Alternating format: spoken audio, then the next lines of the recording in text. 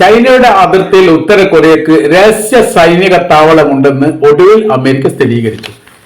ഒരു വർഷത്തിലധികമായി ഈ വിഷയവുമായിട്ട് ബന്ധപ്പെട്ട് വലിയ പഠനങ്ങളും പരീക്ഷണങ്ങളും അമേരിക്ക നടത്തിയിട്ടുണ്ട്.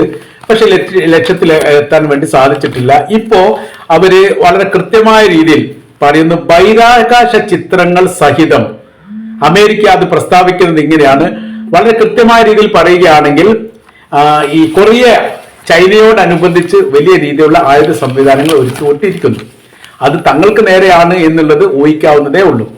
ചൈനീസ് അതിർത്തിയിൽ നിന്ന് 27 കിലോമീറ്റർ മാറിയിട്ട് നോർത്ത് പ്രവിഷ്യൻ മേഖലയിലാണ് ഇത് സ്ഥിതി ചെയ്യുന്നത്. ഭൂഖണ്ഡാന്തര മിസൈൽ അടക്കമുള്ള സംവിധാനത്തിന് സൈനിക കാവലിലാണ് ഇത് പ്രവർത്തിക്കുന്നത് നിലയുറപ്പിച്ചത്.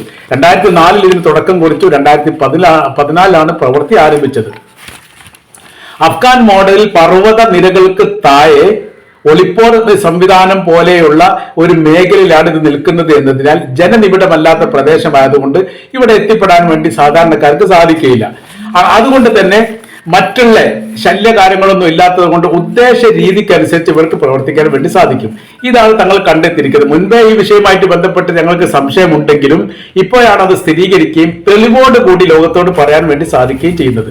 എന്നാൽ ഇത് ഏത് തരത്തിൽ നശിപ്പിക്കണോ അതല്ലെങ്കിൽ വേറെന്തെങ്കിലും പ്രവൃത്തി ചെയ്യണോ എന്നതിനെ കുറിച്ചുള്ള അഭിപ്രായങ്ങളൊന്നും അമേരിക്ക പറഞ്ഞിട്ടില്ല എന്നൊരു പ്രത്യേകത.